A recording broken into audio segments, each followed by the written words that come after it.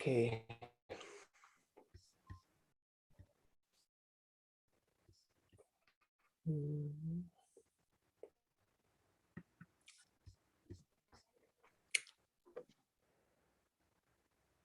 Om Namo Bhagavate Vasudevaya. Om Namo Bhagavate Vasudevaya. Om Namo Bhagavate Vasudevaya. Om Jnanatimirandasya Jnananjana Salakaya Chakshurunmilitam Yena Tasmai Shri Guruve Namaha. Sri Chaitanya Manobhishtam Sthapitam Yena Bhutale Swayam Rupa Kadamayam Dadati Swapadantikam. Nama Om Vishnu Padaya Krishna Pristhaya Bhutale Srimate Bhaktivedanta Swami Niti Namine. Namaste Saraswati Devi Gauravani Pracharine Nirvishesha Shunyavadi Paschatya Desatarine. Jai Shri Krishna Chaitanya Prabhu Nityananda Shri Advaita Gadadhara Srivasadi Gaura Bhakta Vrinda. Hare Krishna Krishna Krishna Hare Hare Hare Rama Rama Hare Hare. Hare Krishna. Hare Krishna. So welcome you all once again. And as said, we will discussing, revising our chapter 1 to chapter 4. Nearly we have from last nearly 3 to 4 months we have been discussing. So we'll just try to recap it so that we are on same page for next chapter, right? So we'll start. Let me share my screen. We'll start from there.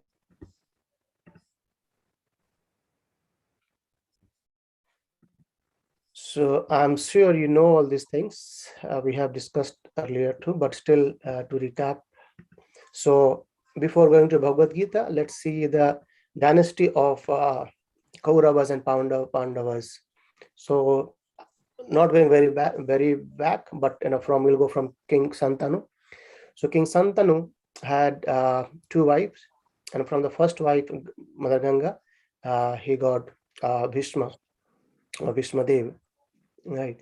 And then from his second wife, Satyavati. So though Satyavati had a first son as a Vyasmuni from Parashar Muni, or Vyasadev from Parashar Muni, just before marriage, and after the marriage of Satyavati, Satyavati had 2 sons, Chitrasen and Vichitravirya. So Chitrasen was killed in the battle before marriage, and Vichitravirya, he died childless. However, he has 2 wives, Ambika and Ambalika. So as Satyavati's, he had another son, Vyasa.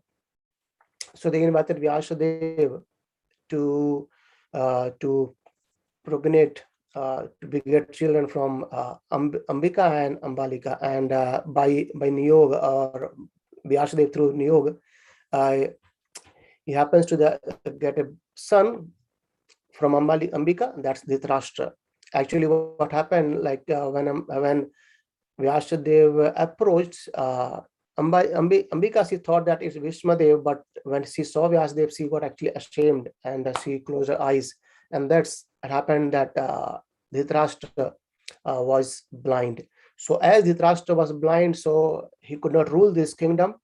So Satyavati requested Vyasadev again, and it happened with second time with Ambalika, and with again Niyoga.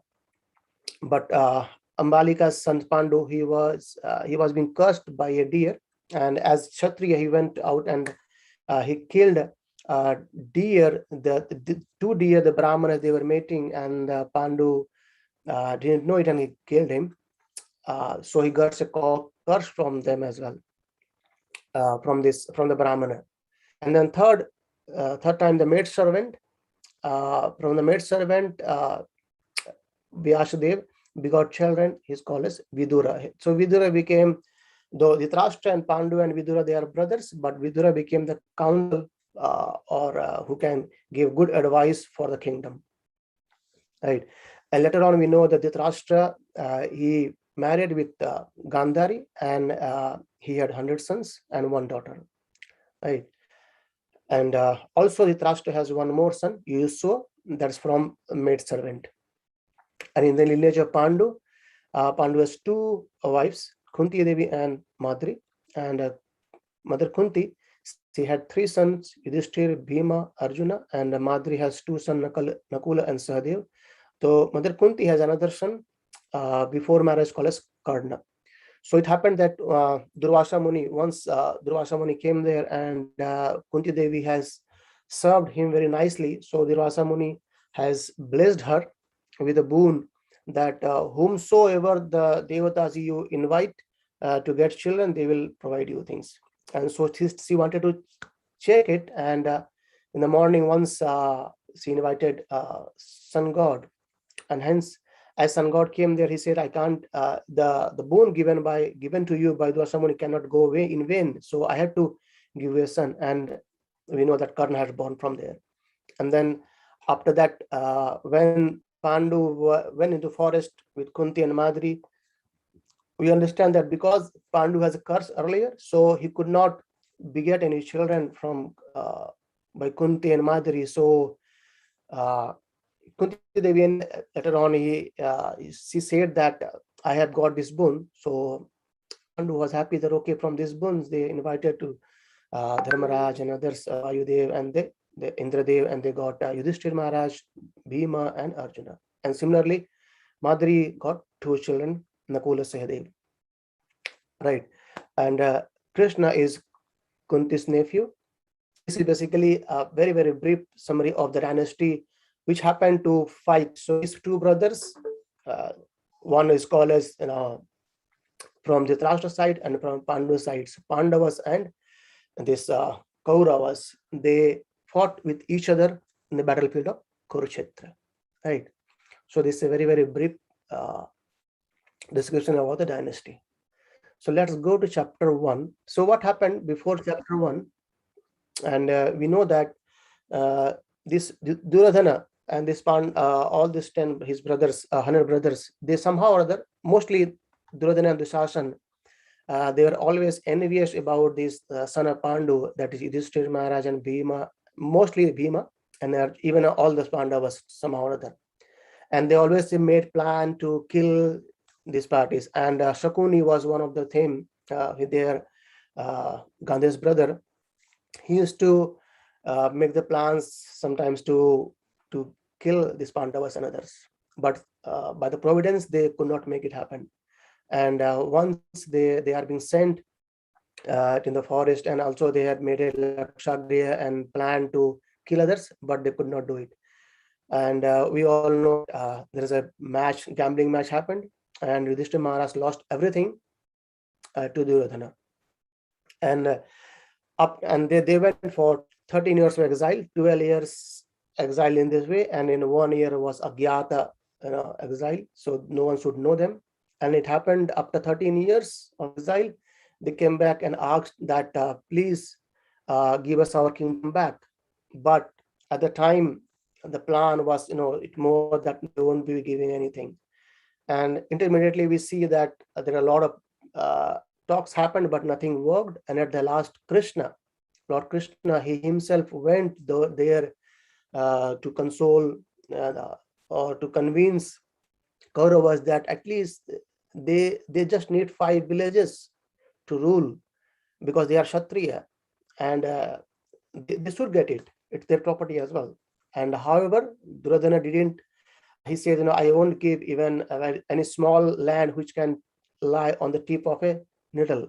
So at the end, we see the war between these Kauravas and Pandavas happened in Kurukshetra, and that was very well known as battlefield of Kurukshetra.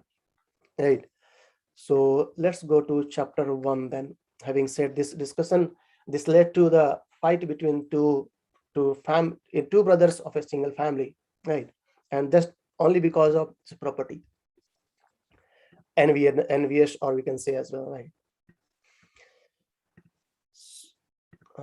Let me see here. Yeah, hope we can see my screen now. Yes, I can. Okay, thank you. So this is chapter 1. We have elaborately discussed these things. However, just to recap things, we'll see. So in chapter 1, it says observing the armies on the battlefield of Kurukshetra. So this is basically foundation of all Bhagavad Gita, what Krishna actually wanted to speak this philosophy, this jnana, this knowledge to all of us. And he chose Arjuna to be a person who can take this knowledge very well.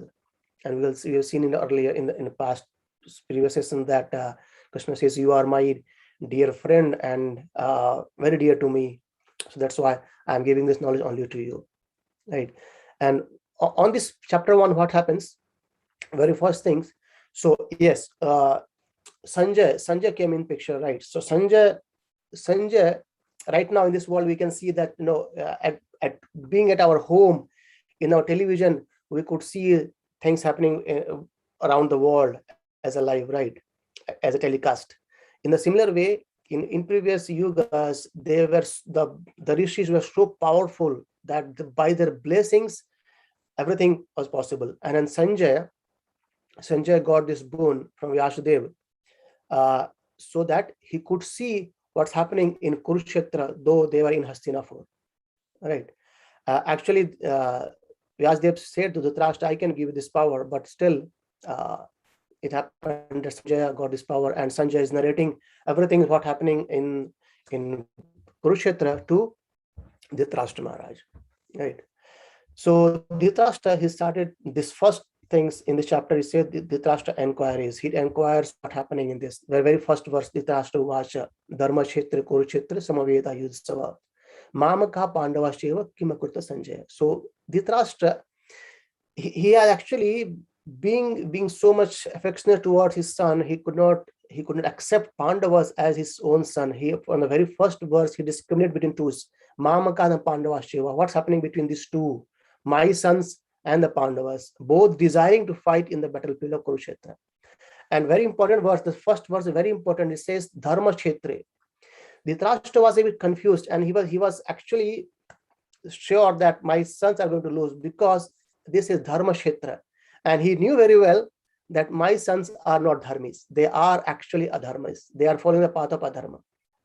Though he knew everything, but because of affection, because of his child's affection, he was acting on like that, right? And Dharma Kurukshetra, that verse comes. So Dhritarashtra inquires what's happening with this in the battlefield of Kurukshetra. And then Sanjay starts narrating what's happening.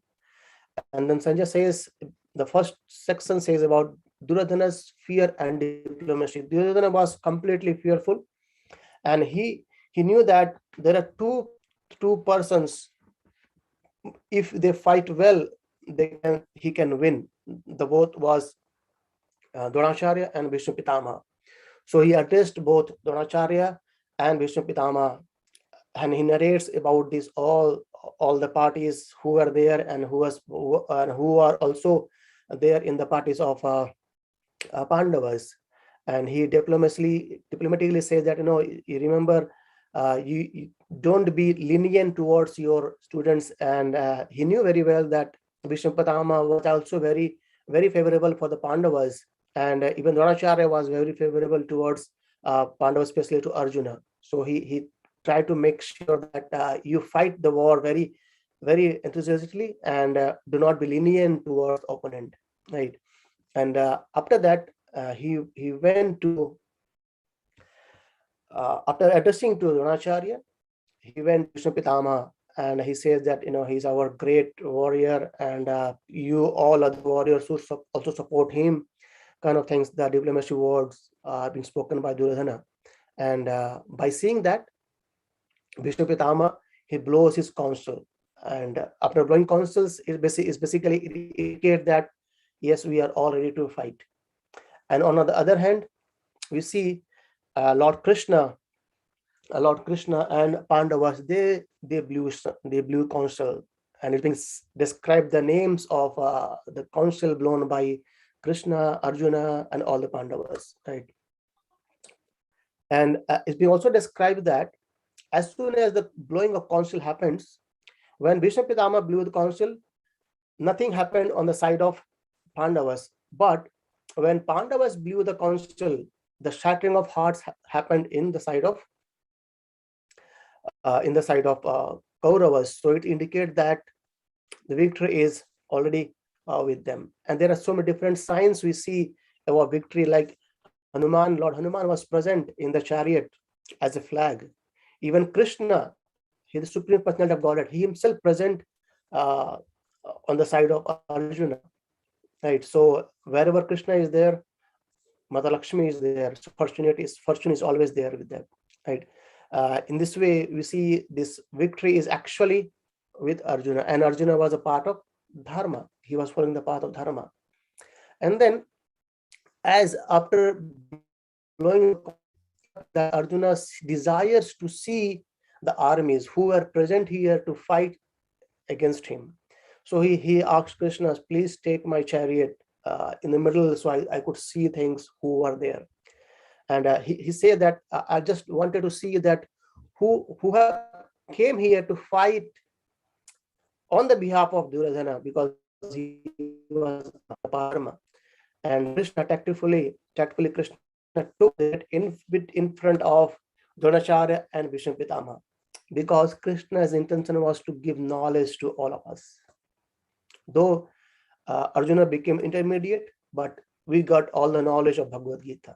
And we see in chapter 4, Krishna says that this knowledge has somehow been lost, so I'm reestablishing it through you. Right. So after observing these armies, Arjuna, he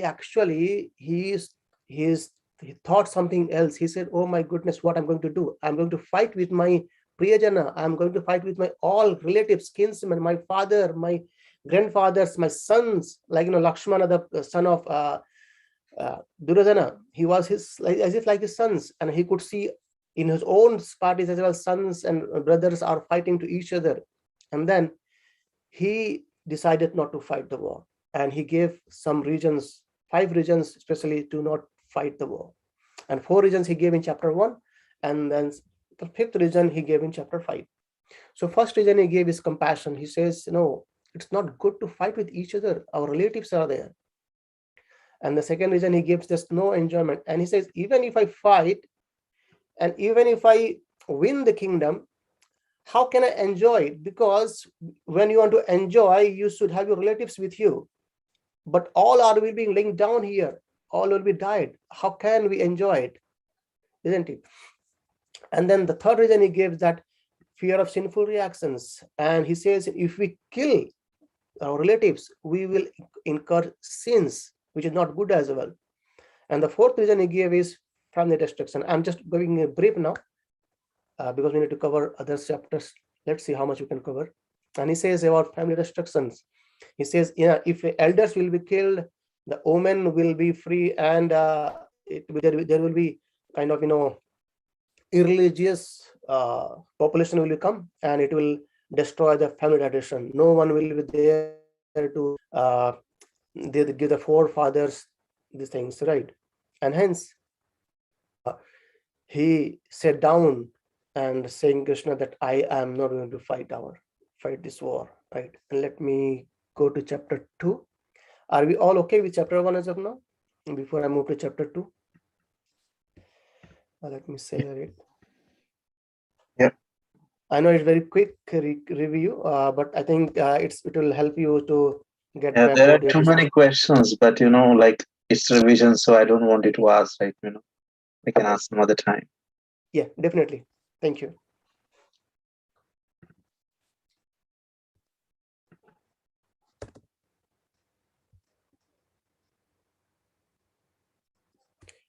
Okay, so let's go to chapter 2 now.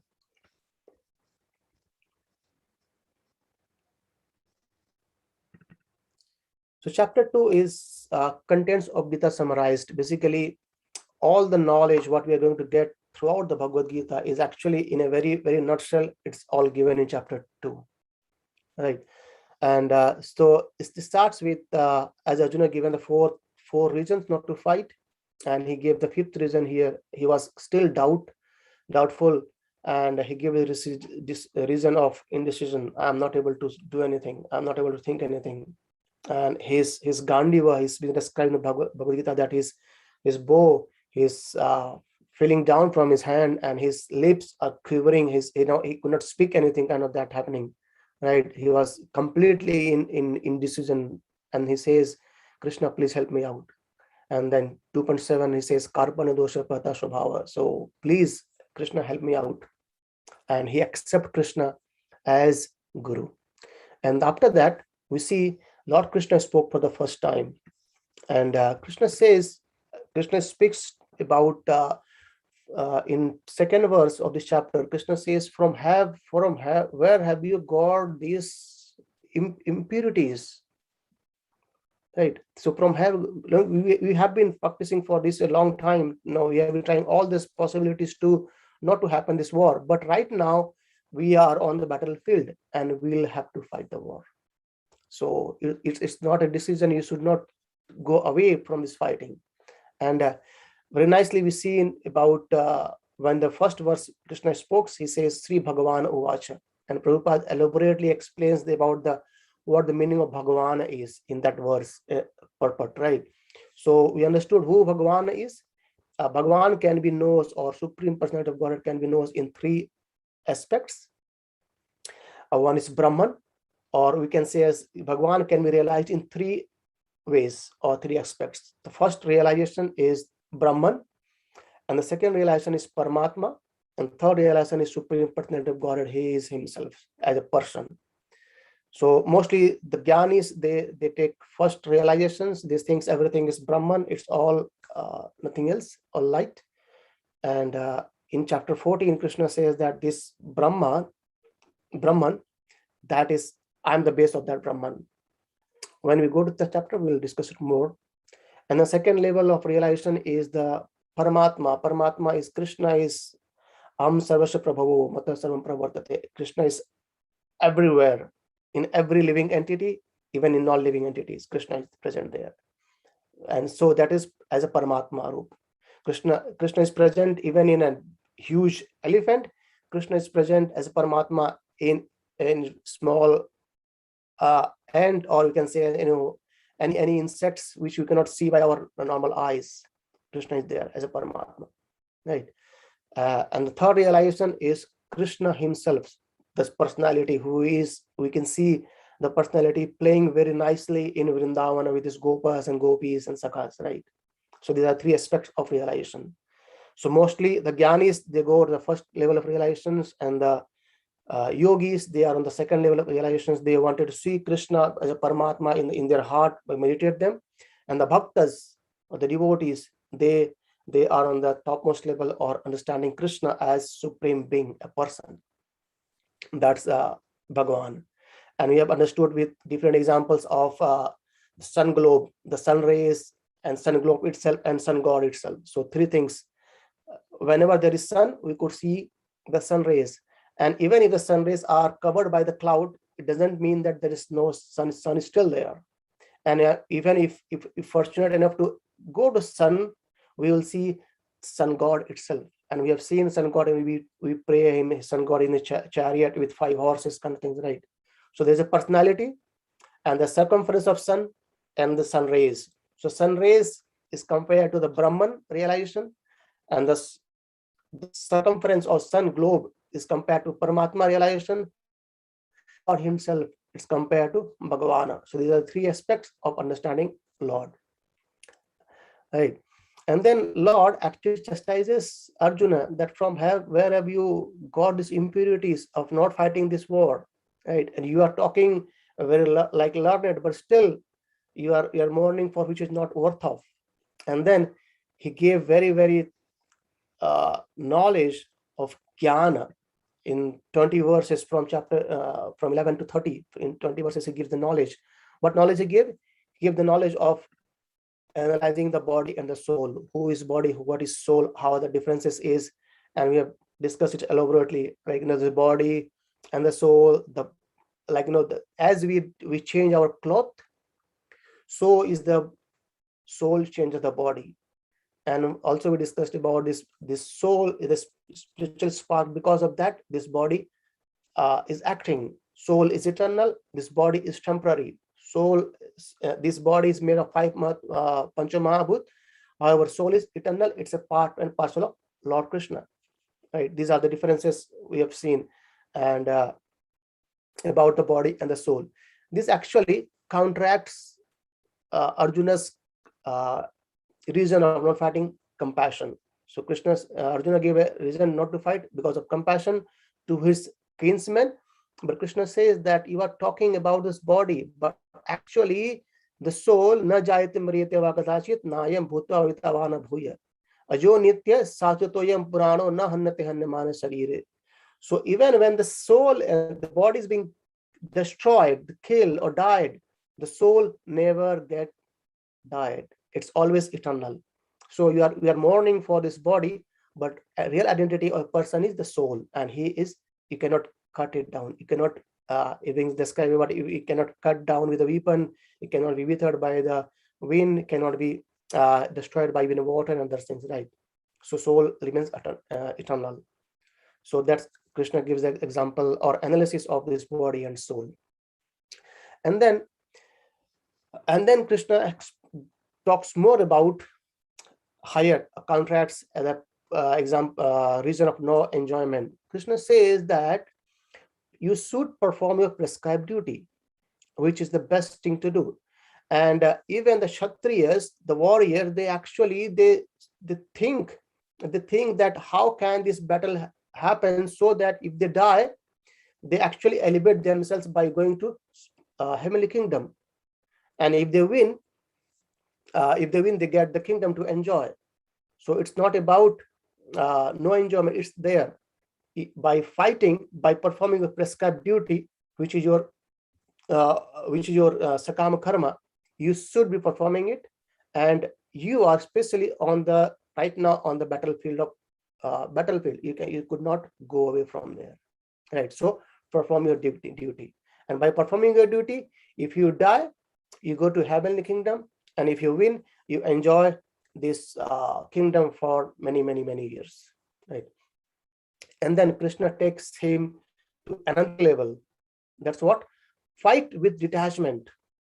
So when Arjuna says that we will incur sinful reaction, Krishna says fight with detachment. When you fight with detachment, when you work with detachment, no attachment to the results of the activities, you incur no sin. Right? So you won't get any sin when you with detachment. And your work now is to fight the war. And we have seen this is basically it gives lessons to us as well. Even when we work with our regular duties without attachment or with detachment, we do not get sins. And I think this has been spoken many times in chapter 3 and chapter 4, and overtly by Krishna. Right? So that's basically called as Niskam Karma Yoga. And what does basically offer your works results to Krishna. That way we can be free from our sinful reactions.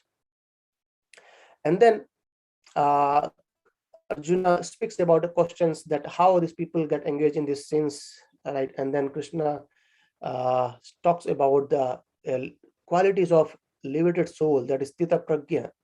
And he says how this liberated soul, they see it, how they walk, how they talk. And Krishna explains about these qualities, how they control their senses, how they respond to happiness, to distress, to failure, to success, these things, right? In fact, the conclusion was they remain equipoised in everything, right? And that way they are self-satisfied within their self, and hence they do not get any sinful reactions as well.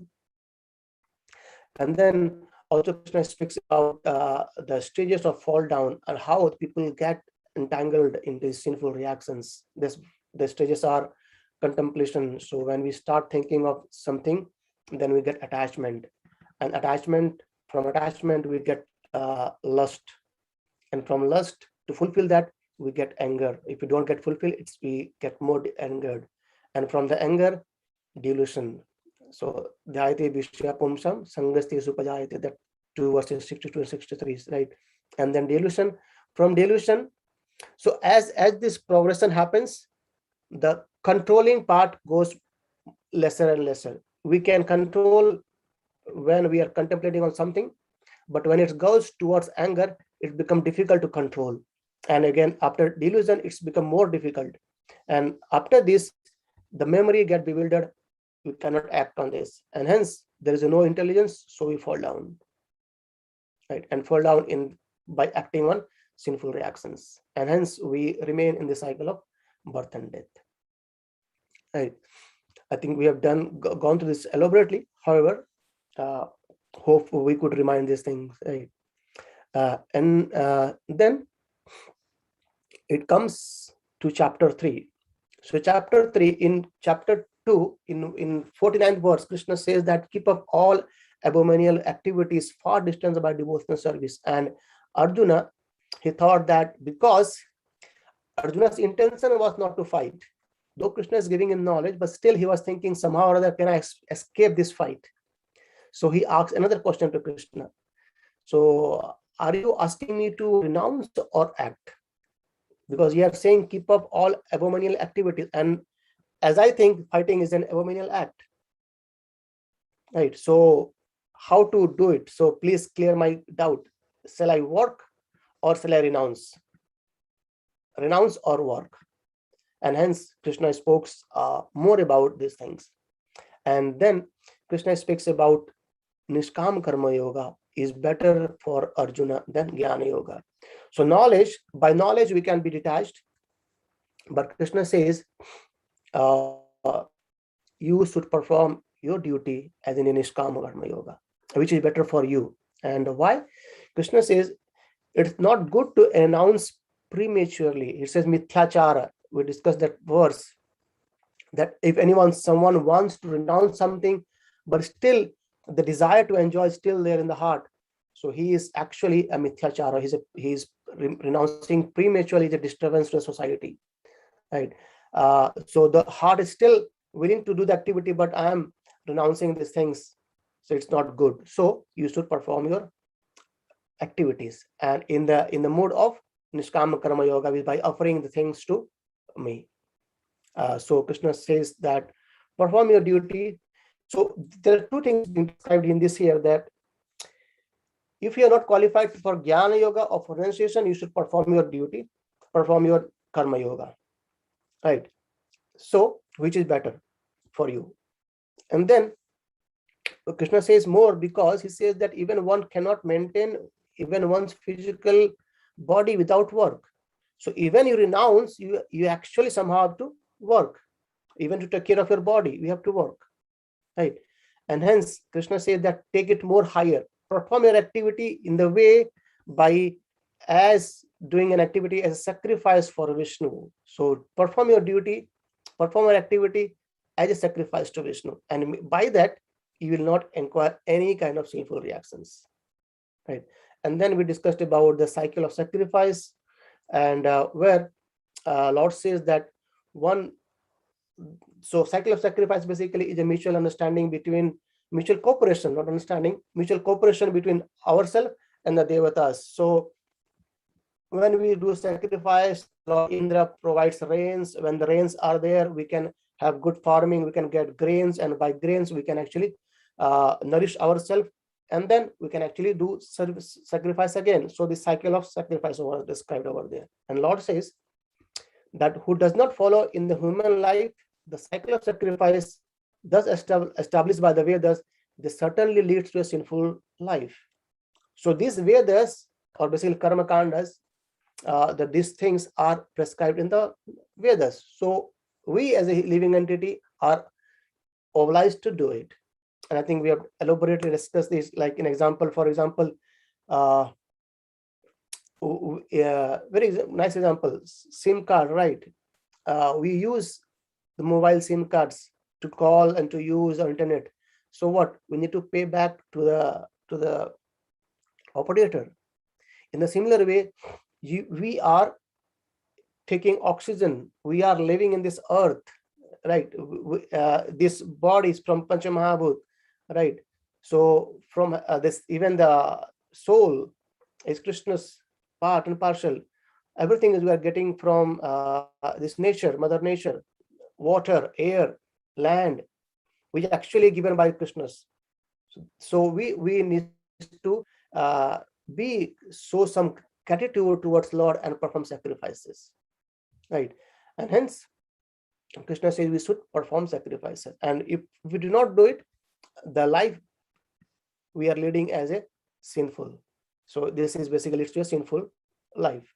So, and that's the first part, that if you are not eligible for renunciation or jnana yoga, then perform your duty. And then second part, Krishna says that even if you are qualified, he's instructing to Arjuna, then even if you are qualified for renunciation, then also you should work.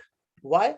You should work, you should perform your Niskam Karma Yoga to set right example, because you are a great warrior.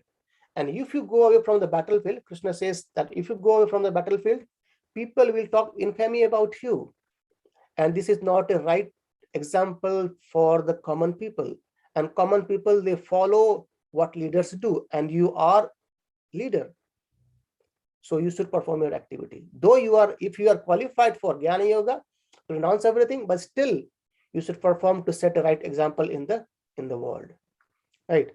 And then Krishna explains more about the difference between the work in devotion and work in fruitful result. So when we work in devotion, we don't get any reaction, but work is there. We are working, we are performing any action. And when we perform or do activities for our sense gratification, we incur the reactions, either good or bad, right?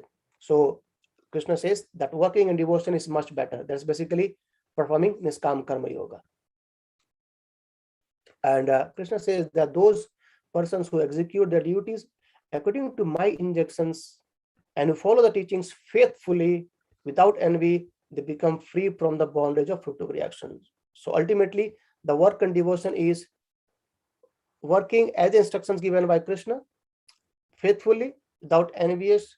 We can be free from the bondage of actions. So I think if you remember, I've talked a lot of time that work is not binding us. The reaction, what we get from the mentality of enjoying the results of the work, it binds us, either good or bad. When we offer it to Krishna, we become free from this bondage, right? Free from the bondage of our activities. And then at the last section of chapter 3, Krishna says that conquer the greatest enemy, which is the lust. And how to conquer this lust? By regulating our senses, by controlling our senses. In Statapagya part, we have discussed about, Krishna gives example of a tortoise. So tortoise, the shield of tortoise is so strong that they perform their work, and when work is done, they bring back their senses inside the cell. And even elephant stand up on the cell, they are not being, they still live very well. So that's how regulate our senses. And then Krishna talks about control your mind by spiritual intelligence. So get this knowledge, spiritual knowledge, and control your mind. And very importantly, this lust can be transformed into love for the Lord by desiring everything for Krishna. So this lust of desire of performing activities, we can be transferred towards Niskam Karma Yoga just by working or doing this activity for the pleasure of Krishna. Right, that was chapter 3. I think I need some more 10 minutes to go on for chapter 4. And the fourth chapter we have discussed is translated knowledge or Divya Gyan, where Krishna speaks more about how to get this knowledge, from where the knowledge has came, and what happens when we get this knowledge. Because as Krishna previously talks about karma, understanding this by understanding proper karma and karma yoga, you won't get any sinful reactions. So that's extend in this chapter again. And Krishna is in the start of this chapter talks about the lineage of this knowledge. Krishna says that this knowledge actually I have given to Vivaswan. However, in due course of time, it has been lost. So I'm re-establishing it through you. And Arjuna has a doubt. He says, you are of my age, but how can you give this knowledge to Vivaswan? Vivaswan, and he's so older than us. And then Krishna speaks about his transcendental divine nature of appearance and activities. He says, yes, you are correct. However, we have taken many births, but my body, my activities are transcendental. I remember everything what I've done in past, but you won't. So that is basically a distinction between the super soul or supreme lord and living entities. So as Krishna, as a supreme personality of Godhead, supreme being, he remembers everything, we forget everything. And then Krishna says why he appears. Whenever he wills, he appears there. And Krishna says that verse, very famous verse, dharmasya glani bhavati bharata. And then he says, I to protect my my devotees, to annihilate miscreants, to re-establish dharma, I come again and again in this world. Right? And then very important verse we discussed in this point, in this section, was 4.9. Krishna says, Janma karma chame divyam Yavam yovajitatvata tektadeham punarjanmaneti mamiti sarjuna. So anyone who understands, who knows this knowledge that my birth or my appearance and activities are transcendental or they're divine, upon give up their body, they come back to my spiritual world. They do not lie again in this material world, which is full of miseries. Right? And then Krishna speaks about these four varnas, Chaturvarna Maya system. Krishna has created these four varnas. Those four varnas is, and these are all actually to facilitate our living entities, to facilitate all the things working properly in this universe, right? And we talked about all these things, and Krishna says that even though I created all these things, but I am aloof of that. It's not binding me. I'm aloof of that.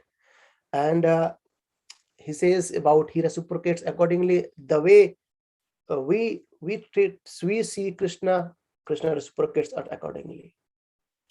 And a very important point, I think this section we have discussed in 2 sessions, that is understanding karma, which is very difficult to understand. Even Krishna says it's very difficult to understand even for the very learned people.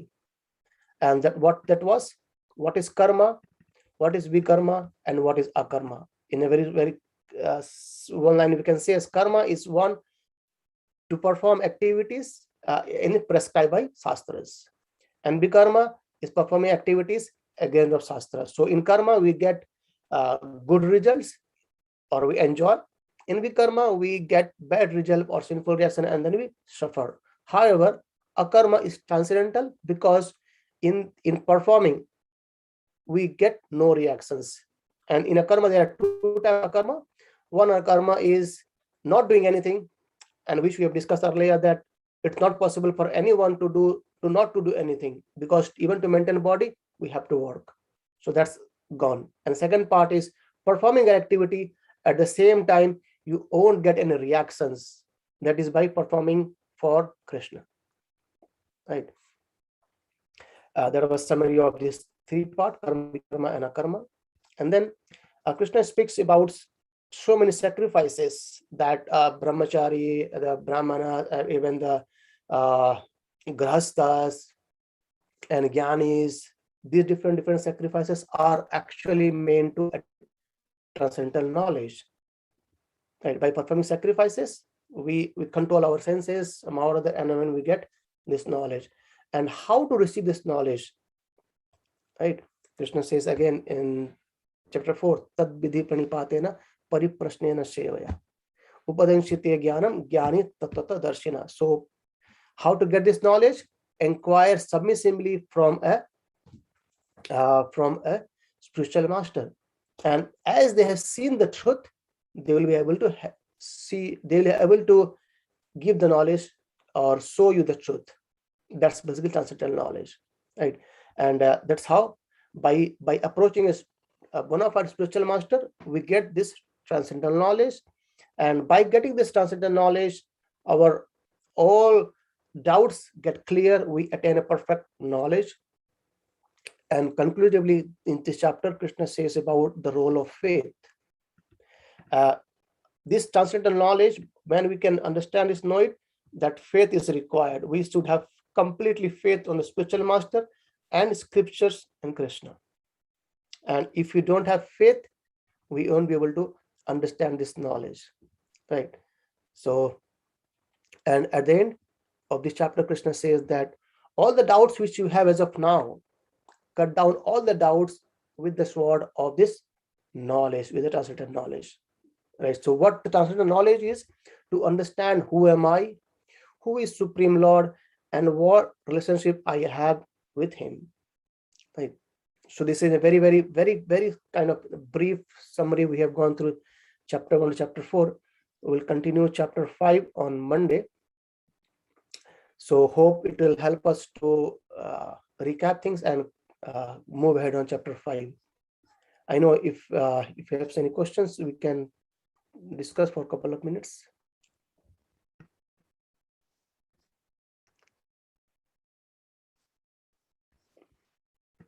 Okay. I think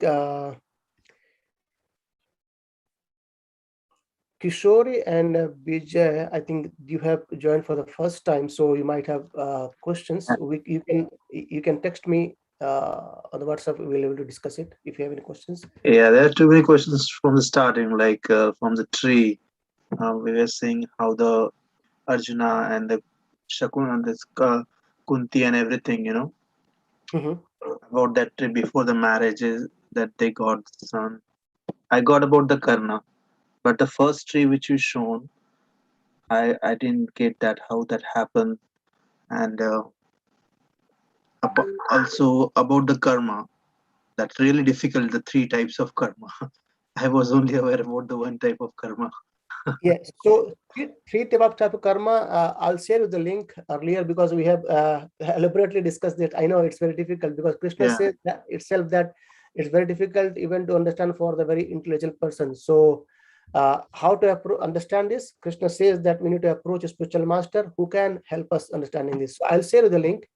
And on that, I've tried my best to clear these three types of karma, bikarma, and akarma in a very elaborate way. So if it's nearly 40 minutes of video, you can try it out. Otherwise, let me know. I'll let you know again. As you've shown here that Vichitra Virya died childless, right? So I didn't get then first wife. This tree I didn't understand then how the Drashta came and the Pandu came into the picture. And yeah. So what happened? Chitrasen, he was killed in a battle before marriage. But Vichitra Virya, he died. He has Ambika and Ambalika as two wives, but had no son.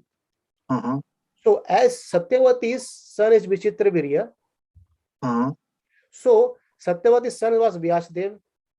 Though from Parashar Muni, but as these sons were both, so they are kind of brother. And in earlier in the Vedas, it's not recommended in Kali Yuga, but it's given in Shastras. In earlier, they could in this kind of situation, they could invite those brothers to begot children from the wives of other brothers, so that the lineage can go ahead. Got you. Yeah. And actually, if you see the Bhishma Pitama, he was also brother. But Bhishma Pitama, as he has taken a vow to not begot any children. Yeah, so that's why they approached to Vyasadev. And Ambika, she was thinking that Vishnu Pitama is coming to begot children with that. So that's why when we saw Vyasadev, she became in a very sightfulness, and she closed her eyes. And as she closed the eyes, the son was Dhritarashtra, he became blind. Right. So that was the lineage happened over there. I got it. It's clear now. Thank you. Okay. Thank you very much. And for the karma, akarma, and vikarma, I will share the video over there. Yeah. Thank you. Okay. So thank you, everyone. Thank you for joining. And we'll discuss again on Monday from chapter 5. Thank you very much. Thanks. Hare Krishna. Thank you. Hare Krishna. Hare Krishna. Hare Krishna. Shri Prabhupada ki jai. Jai. Samveta Bhakta Vrinda ki Jai. Hare Krishna. Hare Krishna. Hare Krishna. Welcome, Vijay and Kishore. Kishore. Thank you then. Welcome. Thanks. You're welcome. Hmm. Okay. So, this group we are discussing from last 1.5 years every day. Oh, I know. I was totally unaware that we have the ISKCON in Glasgow or something like that. I was looking for. I'm here from last 2 years around, but I'd never heard something like that. So I think I'm late. No, No, you're never late. you're never too late. Listen, I'm 76 and I'm still learning. You're never too late. Never late. Hare Krishna. Hare Thank you very Krishna. much for Hare inviting to this session. I appreciate. Thanks a lot. Hare Krishna. Hare Hare Krishna. What Hare about Krishna. Kishore? See you on Monday. See you, man. I could not hear Kishore.